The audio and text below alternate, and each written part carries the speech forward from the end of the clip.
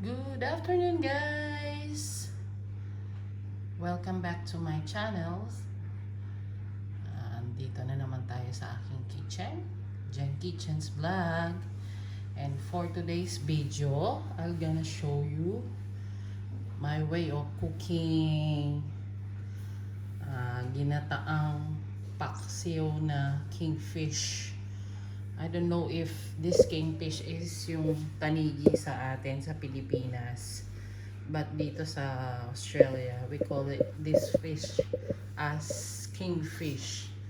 So for our ginataang paksiw, ginataang paksiw 2-in-1 na yon mga guys. It's a combination of paksiw and ginataan. So for that dish, I'll be needing these complete ingredients, guys. Ito siya. Meron akong ground pepper, yung ating luya, and yung ating chicken salt. Meron tayong siling haba. Meron tayong nagbababag na sibuyas there. And yung ating white vinegar. And then, ito yung ating coconut cream, which is for the ginataan. And I'll be putting also a eggplant and bitter gourd. Kasi sa aming mga Kapampangan, usually pag nagluluto kami ng paksiw, we put, it's either talong or ampalaya. But since I have that both in my fridge, so I'll be putting bitter gourd and eggplant on my ginataang paksiw na kingfish. And then I'll be using also olive oil, which we're gonna put it later pag malapit na siyang maluto. So I'm gonna show you how I do my ginataang paksiw na kingfish. So ganito lang, guys. Ito na yung ating fish. Nilagay ko na mismo sa ating lutuan. Ayan. Part siya ng head, tapos yung parang sa baba niya. So ilalagay lang natin yung ating suka, yung white vinegar, and then yung ating luya. Masarap yung maraming luya para medyo nagdadagdag ng flavor at the same time, di ba? Nakakabawas ng lansa yung luya. And then we're gonna put onion on it. White and red onion ang nilagay ko. Alam nyo naman, mahilig kami sa ganyan. Maraming onion para mabango siya. Malasa siya. Sabi nga nung boyfriend ni si Jolly. Shout out kay Sis Jolly Official. Bombay yata yung tawag dito sa onion sa kanila, in Jensen. Then I'm gonna put the ground pepper. Yun, guys, yung ating veggies, later na natin ilalagay yan pag medyo malapit na siyang maluto. And yung ating coconut oil, coconut cream and olive oil, yung apat, bali 5 yan is later na natin siya ilalagay pag medyo malapit na siyang maluto. Kasi ito, pag in-slice mo, mangingitim siya unless ibababad mo siya sa water. And this one, para hindi siya masyadong mamait, so ilalagay lang natin yan pag malapit na siyang maluto. So ito na yung itsura ng ating magiging paksiw. So isasalang na natin siya. Ayan na, guys. Ganyan na. Pwede na rin natin palang ilagay itong ating chicken salt para nagkakalasa na siya. So isasalang ko na. Ganyan siya.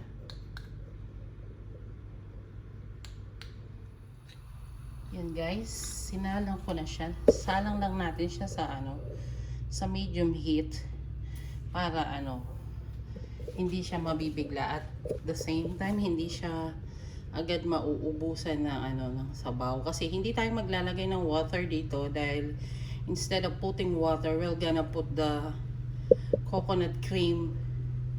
Yun yung parang magiging sabaw niya.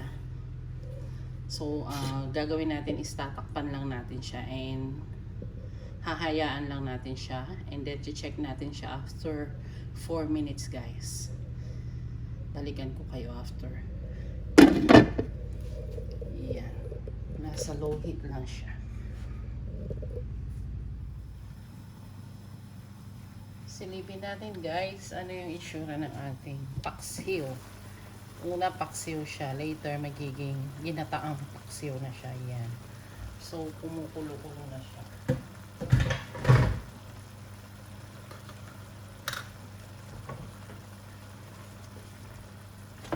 Bango niya.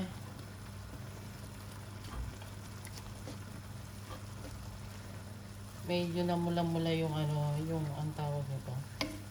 Sabaw, gawa na red onion yung gumamit tayo ng red onion. Paksiw na, paksiw na.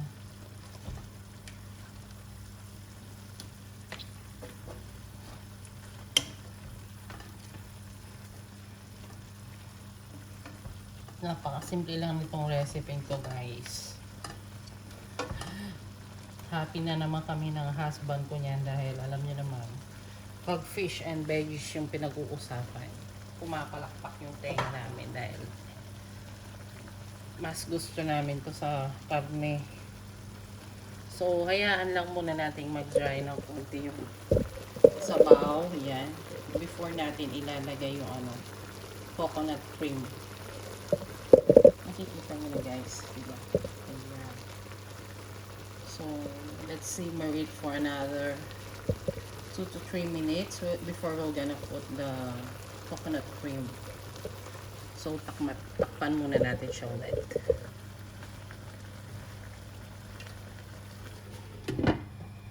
Ayan.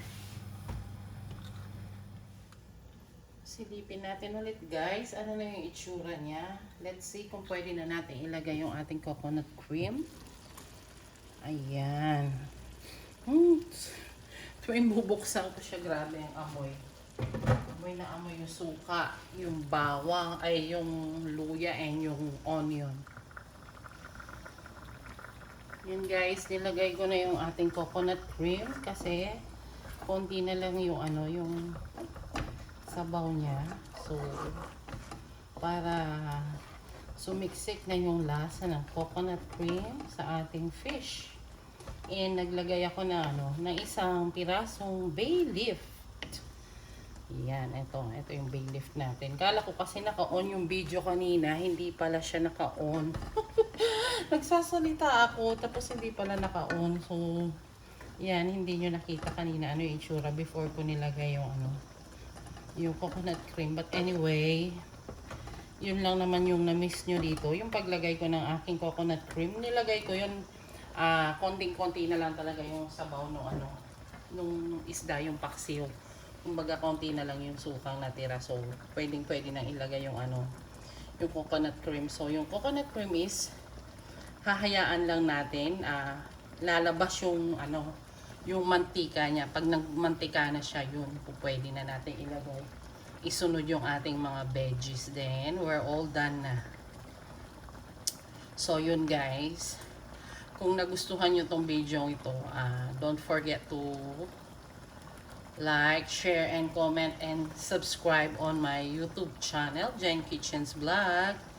And if you wish to learn more about other dishes na hindi ko pa naluluto, you can comment down below.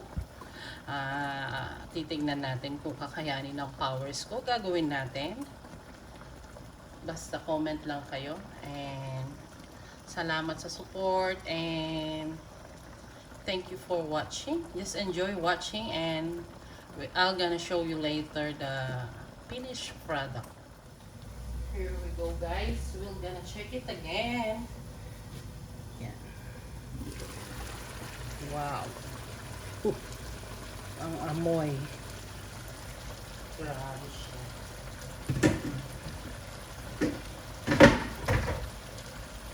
We can add now the chili, green chili. Ayan.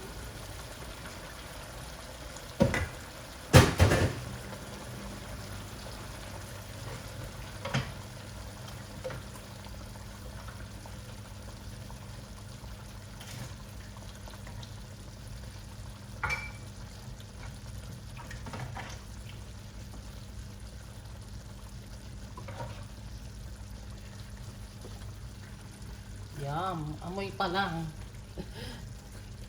Amoy pa lang, grabe na. Nakakagutom na talaga. Yan o, diba? Sarap.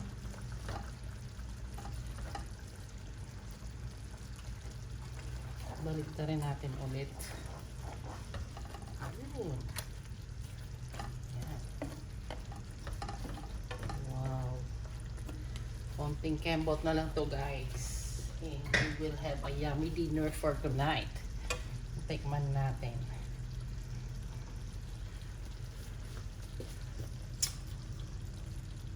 Wow.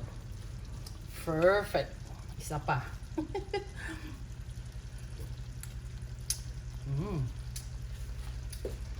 Pwede na. Pero para lalo siyang masarap, lagyan natin ulit ng konti na lang na ano, chicken salt. Yan. Wow. That's perfect. And pwede na rin natin ilagay yung ating mga veggies nito kasi paluto na siya.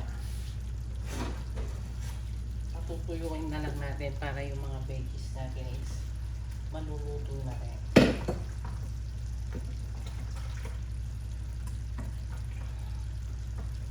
Anyway, toppings lang natin itong mga veggies na to kasi madali lang naman maluto. Yun o.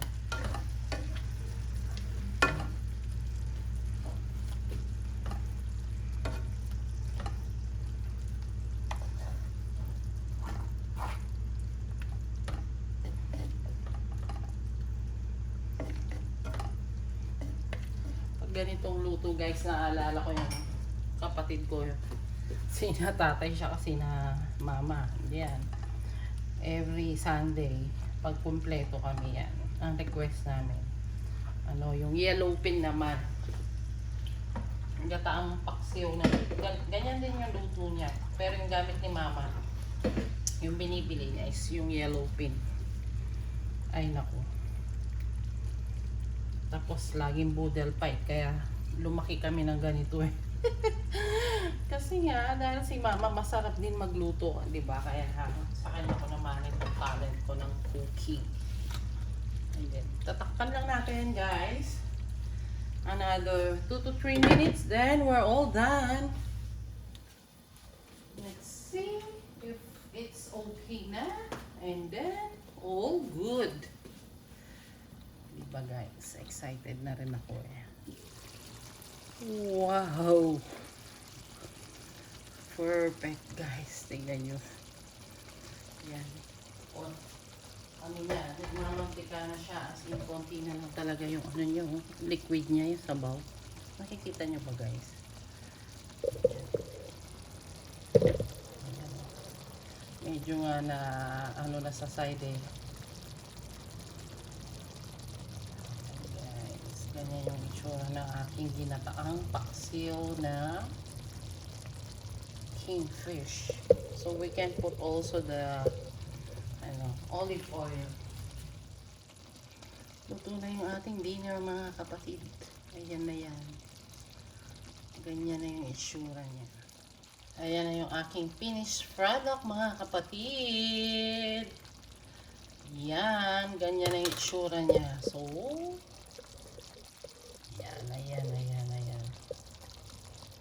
Diba?